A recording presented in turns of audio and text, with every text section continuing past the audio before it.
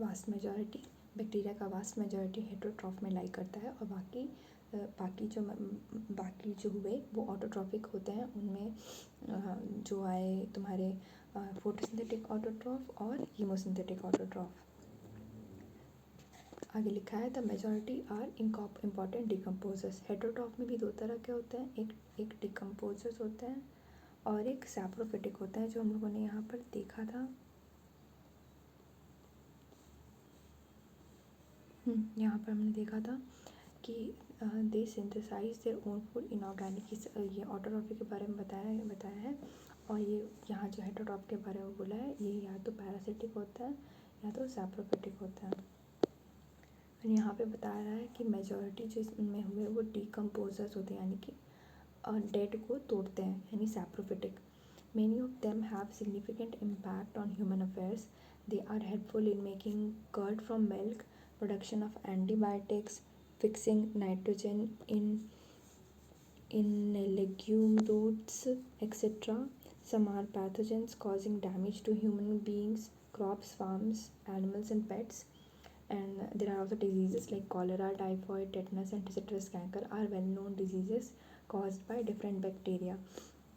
थोड़ा सा डिफरेंस देख लो, यहाँ पे कंफ्यूज नहीं करना है कि ऊपर जो लिखा है ये कीमोसिंथेटिक ऑटोट्रॉफी के बारे में, इसमें लिखा है कि ये इसके इनऑर्गेनिक सबस्ट्रेट्स नाइट्रेट्स और नाइट्राइट्स और नाइट्रेट्स और अमोनिया है, और ये रिसाइकलिंग में हेल्प करता है नाइट्रोजन के।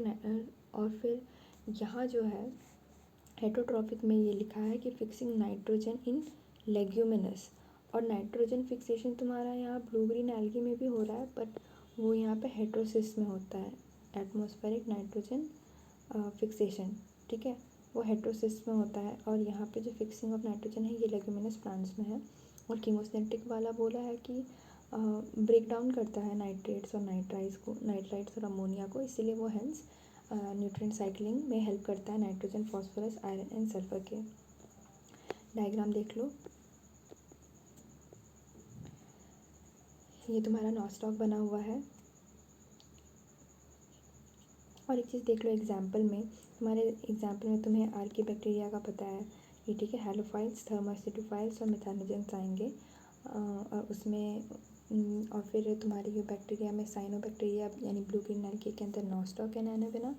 और एज सच कीमोसिंथेटिक ऑटोट्रॉफिक के बारे में कोई नाम नहीं दिया है, और हेटरोट्रॉफिक बैक्टीरिया के बारे में भी कोई नाम नहीं दिया है। पर यहाँ पे एक और हम लोग को पढ़ना है। Bacteria reproduce mainly by fission. Sometimes under unfavorable conditions they produce spores. Unfavorable conditions में spores बनेंगे। They also reproduce by a sort of sexual reproduction by adopting a primitive type of DNA transfer from one bacterium to the other.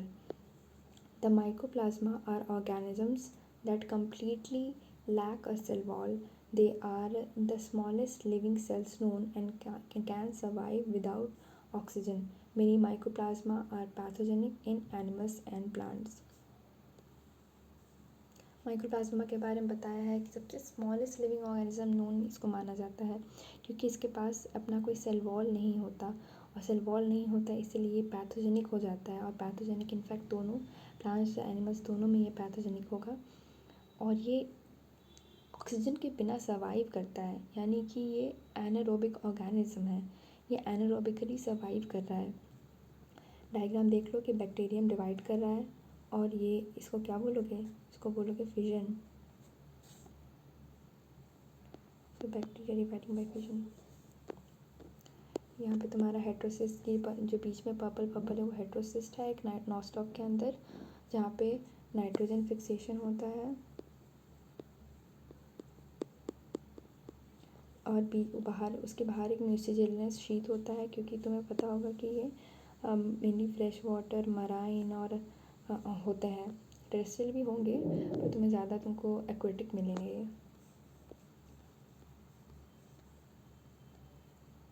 चलो kingdom protista अब start करता है। All single-celled eukaryotes are placed under Protista. Obvious line है, तुम्हें दिख रहा होगा PYQ जिस तरीके से फ्रेम्ड है. But the boundaries of this kingdom are not well defined. What may be a photosynthetic protist to one biologist may be a plant to another. In this book, we include chrysophytes, dinoflagellates, euglenoids, slime molds, and protozoans under Protista. Members of Protista are primarily aquatic. This kingdom forms a link with the other dealing with plants, animals, and fungi. Being eukaryotes, the Protestant cell body contains a well-defined nucleus and other membrane-bound organelles. तो यहाँ पे ये line भी बहुत ये underline line नहीं है, ये भी एक PYQ ही है कि ये जो प्रोटेस्टेंट सेल बॉडी है ना, इससे भी PYQ फ्रेम हो चुका है कि लाइक वेल डिफाइंड न्यूक्लियस होता है. तो फर्दर तुम ये भी जान लो कि हाँ अदर मेम्ब्रेन बाउंड ऑर्गेनल्स भी होंगे क्योंकि यूकैरियोटिक सेल है. ठीक है, अब तुम यहाँ देखो इस पैराग्राफ में जो मेन लाइन था उन पर PYQs ही बने हैं. ये भी जानना इंपॉर्टेंट है कि क्लासिफिकेशन किस तरीके से आगे प्रोसीड किया है प्रोटेस्टेंट्स में, कि वो 1 2 3 4 और 5 क्लासिफिकेशन इस प्रोटेस्टेंट्स की जगह पर तुम्हें क्लासिफिकेशन याद रखना बहुत ज़रूरी है, तो रिविज़न करते रहना. Members of Protista are primarily aquatic. तुम्हें सबसे प्राइमरी फॉर्म इसका एक्वेटिक फॉर्म मिलेगा. और तुम्हें देखने को मिलेगा ना कि यहाँ पे मतलब ये लोग फोटोसिंथेसिस शो कर रहे हैं, फोटोसिंथेसिस भी शो कर रहे हैं, खुद से खाना भी बना रहे हैं, सैप्रोफिटिक भी हैं, हेट्रोट्रॉफिक भी हैं. तो यहाँ पर एक तुम्हें पता चलेगा कि प्रोटिस्टा बहुत मिक्स किंगडम है, बहुत ज़्यादा मिक्स किंगडम. तो आगे देखते हैं. This kingdom forms a link with the others dealing with plants. और इसी रीज़न से, क्योंकि तुम देखो कि न्यूट्रिशन वाइज में भी कितना ज़्यादा वेरिएशन अपने खुद में कैरी कर रहे हैं, इसीलिए it forms a link with the others dealing with plants, animals and fungi. Being eukaryotes, Protestant cell body contains a well-defined nucleus and other membrane-bound organelles. Some have flagella or cilia. Protists reproduce asexually and sexually by a process involving cell fusion and zygote formation. ठीक है, तुम ये monitors divide कर रहे थे bye fusion, और जहाँ पे बात हो रही थी कि वो जब अगर सेक्सुअल रिप्रोडक्शन के बारे में बात करें तो बहुत प्रिमिटिव DNA ट्रांसफ़र देखने को मिला है. अनफेवरेबल कंडीशंस में स्पोर्स बनाते हैं.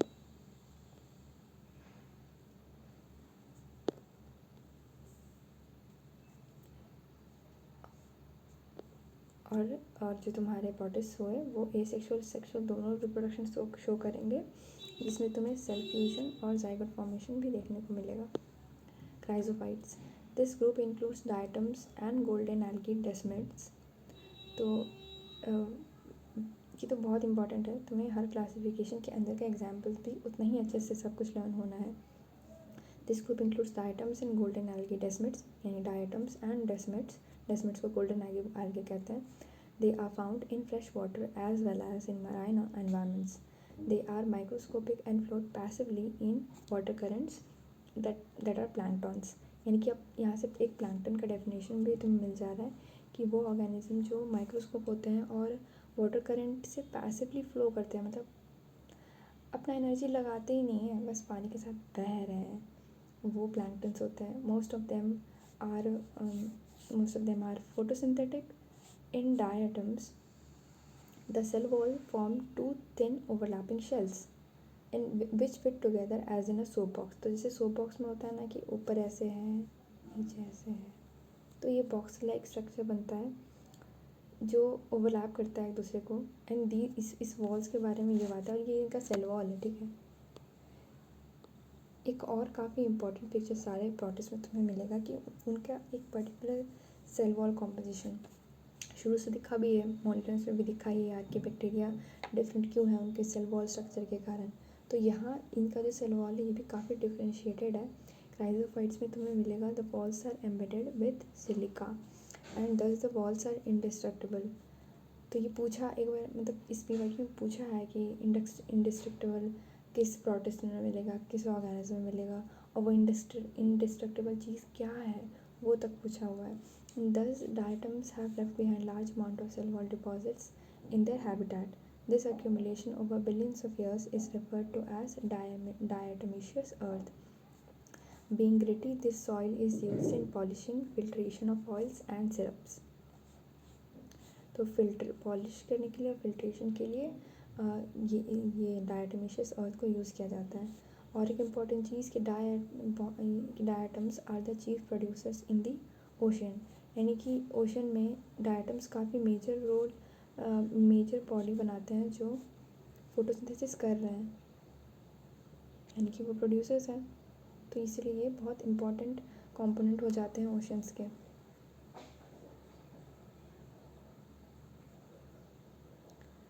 और कुछ इधर बचा है. बाकी वही है, देखो तुम्हें ये सारे पोर्शन को ऐसा कभी भी एक बार बैठ के रटने की ज़रूरत नहीं है. तुम उसे रेगुलर रिवीजन में रखो. ऐसा मत सोचो कि एक ही चैप्टर है और एक बार में बैठना है और सारा रट लेना है.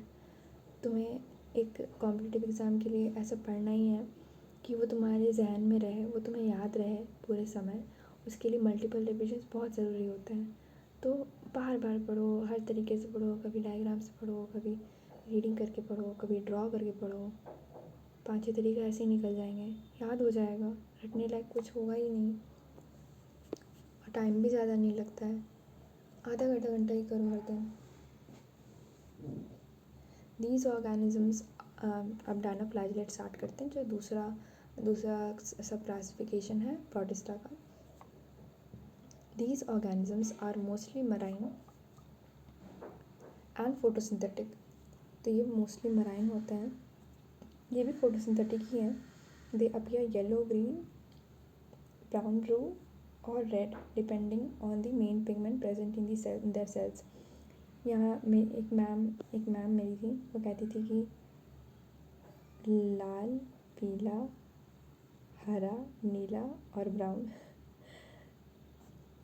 तो उनके वॉल्स में उनके सेल्स में पिगमेंट्स होते हैं जिनके कारण वो पर्टिकुलर कलर शो करता है. इनके सेल वॉल के बारे में लिखा है कि वो स्टिफ है और सेलुलोज की प्लेट्स होती हैं. On the outer surface most of them have 2 flagella. यहाँ पे अच्छा, तुम्हारे सारे डायग्राम है ना, क्राइजोफाइट के डायग्राम को बताया नहीं गया है. वो बस क्राइजोफाइट का डायग्राम को डिस्क्रिप्शन में दिया है. और इधर जो ऑर्गेनिजम्स बताए हुए हैं, ये सिर्फ ये चारों बताए हुए हैं और कहीं है नहीं.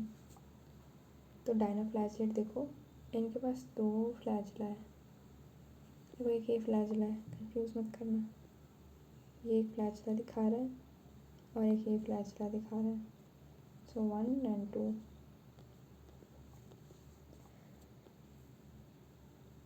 One lies longitudinally, एक नीचे था, and other transversely in a furrow between wall plates. Very often, red dinoflagellates, Goniolex, undergo such rapid multiplication that they make the sea appear red, that they release the toxins, और इसलिए वो red tides कहते हैं. और नहीं, actually देखो उधर क्या है ना, इधर 2 चीज़ बताया है. वेरी ऑफन रेड डायनोफ्लैजेलेट्स यानी गोनायोलेक्स undergoes rapid multiplication that they make the sea appear red. अब क्योंकि वो रेड पिगमेंट उनमें होगा, इसलिए वो रेड दिखने को मिला, वो सी पर रेड दिखने लगा. दूसरा पॉइंट ये है ना कि ये टॉक्सिन्स इनसे रिलेटेड नहीं है. एक्चुअली ये तुम्हारे पिगमेंट से रिलेटेड है. और ये टॉक्सिन्स जो है कि कुछ डायनोफ्लैजेलेट्स टॉक्सिन रिलीज करते हैं by such large numbers that they may even kill other marine animals such as fishes. तो ऐसा नहीं है कि ये रेड पिगमेंट इज टॉक्सिन. काफ़ी लोग कंफ्यूज करते हैं इसमें. टॉक्सिन्स वो रिलीज़ करते हैं. रेड टाइड और रेड कलर आना उनके पिगमेंट के कारण है. यहाँ से क्वेश्चन ऐसा अभी नियर में नहीं आया, बट बहुत पीछे के PY की देखोगे तो तुम्हें दिखेगा कि गोनायोलेक्स और कुछ और नाम से, और ऐसा रेड टाइड कॉज और इन टॉक्सिन का भी नाम से चीज़ें उस तरीके से क्वेश्चन फ्रेम की गई हैं जो पुराने एनसीईआरटी के रेस्पेक्ट में होगा। Third subclass euglenoids, majority of them are fresh water organisms found in stagnant water instead of a cell wall. तो ये जो है ये फ्रेश वाटर में मिलेंगे। तुम देखो यहाँ तक मराइन था और तुम्हारा ये chrysophytes fresh water as well as marine. तो ये fresh water as well as marine chrysophytes, और इनके बारे में, इनके फ्लैजिला के बारे में ऐसा कहा नहीं गया। ये पैसिवली फ्लोट ही कर जाते हैं वाटर करने में, तो फ्लैजिला फिर क्यों चाहिए। तो ये फ्रेश वाटर और मराइन होते हैं और फ्लैजिला वैजिला कुछ होता नहीं है। ये मोस्टली मराइन होंगे और इनमें 2 फ्लैजिला होगा, एक लॉन्गिट्यूडनल और एक ट्रांसवर्स। यूग्लेनॉइड्स सिर्फ फ्रेश वाटर होंगे और इनमें instead of cell wall they have a protein leaf. इनके पास भी 2 फ्लैजिला होगा, यहाँ पे लिखा, एक शॉर्ट और एक लॉन्ग। उधर था लॉन्गिट्यूडनल ट्रांसवर्स, और यूग्लेनॉइड में एक शॉर्ट और एक लॉन्ग। देखो एक लॉन्ग है और एक शॉर्ट है, 2 flagella. Majority of them are freshwater organisms found in stagnant water. Instead of a cell wall, they have a protein-rich layer called pellicle, which makes their body flexible. They have 2 flagella, a short and a long one. Though they are photosynthetic in the presence of sunlight, when deprived of sunlight, they behave like heterotrophs by predating on other smaller organisms. Interestingly, the pigments of euglenoids are identical to those present in higher plants. अभी देखो, क्योंकि ये अब मैंने कहा था ना कि न्यूट्रिशन इनका काफ़ी डाइवर्स देखने को मिलेगा, तो ये फोटोसिंथेटिक भी हैं और जब सनलाइट नहीं रहेगा तो ये हेटरोट्रॉफ भी हैं। काफ़ी जगह इनको तो एक नाम भी दिया जाता है मेक्सोट्रॉफ बोल करके। तो इंटरेस्टिंगली, और इनका ये भी है कि इनके जो पिगमेंट्स होंगे ना वो आइडेंटिकल हो जाते हैं तुम्हारे हायर प्लांट से। ऐसा लाइन और कहाँ देखने को मिला था? ब्लू ग्रीन एल्गी में, साइनोबैक्टीरिया।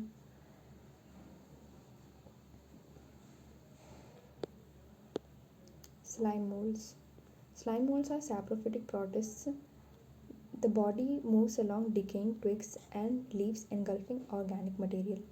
अब इनका न्यूट्रिशन पैटर्न, इनका फूड पैटर्न है वो सैप्रोफिटिक है, यानी डेड से न्यूट्रिशन लेते हैं, डिकम्पोजर्स हैं। तो ये जितने भी डिकेइंग ट्विग्स एंड लीव्स होंगे उनको एनगल्फ करते हैं, उनसे ऑर्गेनिक मैटर उनसे लेते हैं। Under suitable condition they form aggregation called plasmodium पे पीवाईक्यूज बने हैं, which may grow and spread over several feet. During unfavorable conditions, Plasmodium differentiates and form fruiting bodies bearing spores at their tips.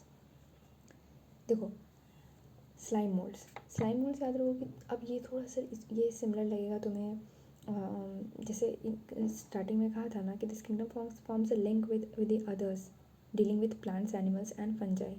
तो तुम्हें plants जैसा तुम्हें दिख रहा होगा क्राइजोफाइट्स है, डाइनोफ्लैजिलेट्स है। यूग्लेनॉइड्स को बोल दिया कि हायर प्लांट्स के जैसा पिगमेंट होता है तो प्लांट से रिलेट हो जाएगा। स्लाइम मोल्ड्स जो हुआ ना वो देखो कि तुम्हें दिख रहा होगा फंजाई से थोड़ा थोड़ा रिलेट कर रहा है। सूटेबल कंडीशन में भी एग्रीगेशन बनाते हैं प्लाज्मोडियम, और जब अनसूटेबल कंडीशन हो जाता है तो वो प्लाज्मोडियम डिफ्रेंशिएट करता है, फ्रूटिंग बॉडी बनाता है और अपने टिप पर स्पोर्स बनाता है। और वो स्पोर्स जब फाइनली वो स्प्रेड होंगी, क्योंकि अनफेवरेबल कंडीशन है, मरना तो नहीं है उसे, तो इसलिए वो एक हो जाता है ना, वो थोड़ा ज़्यादा स्ट्रॉन्ग होता है। कहते हैं ना कि तुम्हारा सेक्शुअल फॉर्म ऑफ रिप्रोडक्शन क्यों ज़्यादा बेहतर है, क्योंकि वहाँ सर्वाइवल के चांसेस ज़्यादा होते हैं। उस तरीके से तुम्हारे स्पोर्स में भी देखो कि स्पोर्स जो होंगे वो एक प्रोटेक्टिव लेयर से कवर्ड होता है, तो वहाँ पे सर्वाइवल के चांसेस ज़्यादा होते हैं। The spores possess true walls. They are extremely resistant and survive for many years, even under adverse conditions. The spores are dispersed by air currents. यहाँ पे भी एयर करेंट्स लिखा है, और तुम जब प्लांट में पढ़ोगे वहाँ जिम्नोस्पर्म्स में भी कुछ लिखा है कि वहाँ के डिस्पर्सल गैस होता है, तो वो दोनों वर्ड्स याद रखना। डायग्राम देख लो। ये ना प्लाज्मोडियम को एक पीवाईक्यू में थैलॉइड बॉडी बोला था, तो ये भी याद रखना है कि ये थैलॉइड बॉडी वही प्लाज्मोडियम को ही रेफर करता है। Protozoans. All protozoans are heterotrophs and live as predators or parasites. They are believed to be primitive relatives of animals. तो ये प्रेडेटर्स और पैरासाइट्स के जैसे तुम्हें मिलेंगे ज़्यादा, और इनका रिलेशन अब एनिमल किंगडम से है। इनको कह भी देते हैं directly primitive relatives of animals. They are 4 major groups of protozoans, amoeboid, और बोलो बोलो, flagellated, ciliated and sporozoans.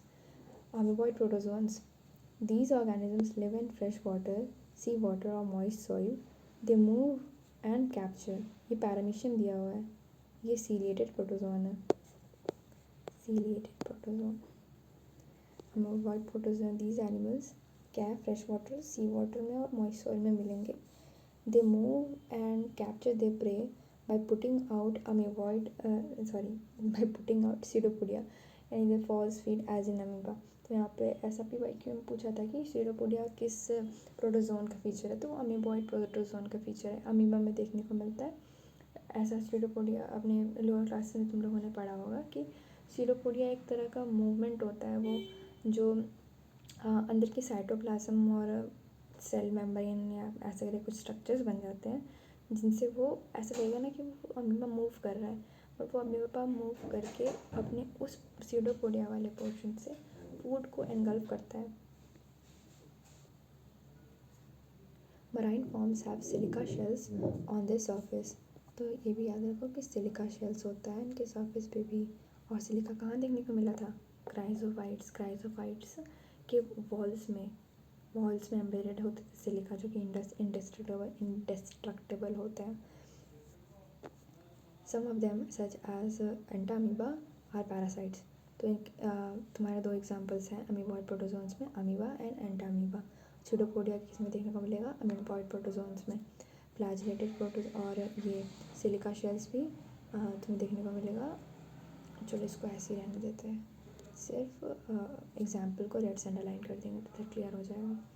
Flagellated protozoans, the members of this group are either free living और parasitic, they have flagella. Of course flagellated बोल रहे हैं यानी flagella present होगा, और मेंबर्स जो होंगे वो फ्री लिविंग है, पैरासिटिक हैं of course, and parasitic forms cause diseases such as sleeping sickness और जैसे ट्रिपैनोसोमा। तो ट्रिपैनोसोमा का यही है कि ये स्लीपिंग सिकनेस कॉज करता है। हर एक पैराग्राफ से तुमको वो एक वर्ड निकालना है जो कि न्यू है, जो कि तुम्हारे लर्निंग पर है। सीलिएटेड प्रोटोजोन्स, ये ऐसे भी पूछता है कि ये जो मैंने यहाँ पे जो पीवाईक्यू के मार्किंग किया हुआ है ना, वो बस पूछा हुआ है कि पैरामीशियम किस से बिलोंग करता है, मलेरियल पैरासाइट किस को बिलोंग करता है, तो प्रोटिस्टा किस, स्पोरोजोन को, यानी स्पोरोजोन प्रोटोजोन्स ऐसा बोल सकते हैं ना, स्पोरोजोन प्रोटोजोन्स, नाइस। या शायद वो स्पोरोजोन्स वर्ड आया ही है प्रोटोजोन से। Ciliated protozoans, these are aquatic, actively moving organisms because of the presence of thousands of cilia. They have a cavity, that is gullet, that opens to the outside of the cell surface. तो यहाँ पे है कि thousands of cilia present होंगे, चलिए इससे नहीं करते, thousands of cilia present होंगे and they have a cavity जिसको गलेट बोलते हैं, that opens to the outside of the cell surface. इतना ही बोला है, ज़्यादा बिल्कुल नहीं बोला है, बस याद रखना कि गलेट होता है तुम्हारे सीलिएटेड प्रोटोजोन्स में, सीलिया होगा गलेट होगा, पर जो सीडोपोडिया वाला मूवमेंट अमीबॉइड में होगा। The coordinated movement of rows of cilia causes the water laden with food to be steered into the gullet. ठीक है, तो ये जो सीलिया है ना, यहाँ पे सीलिया हेल्प करते हैं तुम्हारे फूड को गलेट के थ्रू अंदर जाना, गलेट के through steer into the gullet, वो उधर से अंदर जाता है एज इन पैरामीशियम, और वो जो अमीबॉइड प्रोटोजोन में सीडोपोडिया हेल्प करता है। Sporozoans, this include diverse organisms that have an infectious spore-like stage in their life cycle. The most notorious is Plasmodium, which is the malarial parasite, और ये Plasmodium को slime mould के Plasmodium से refer नहीं करना है। यहाँ पे ये प्लाज्मोडियम, ये जो मेंशनिंग है, ये एक साइंटिफिक नेम, ये जेनरिक नेम है, जीनस प्लाज्मोडियम वाइवाक्स, प्लाज्मोडियम फ्लैसिपारम 12th वाले चैप्टर में तुम देखोगे। और वो प्लाज्मोडियम स्लाइम मोल्ड का वो एक एग्रीगेशन बताता है जो स्लाइम मोल्ड्स जिसमें रहता है, सेवरल फीट का प्लाज्मोडियम बनता है, ऐसा कहते हैं। The most notorious is Plasmodium malaria parasite, which causes malaria, a disease which has a staggering effect on human population.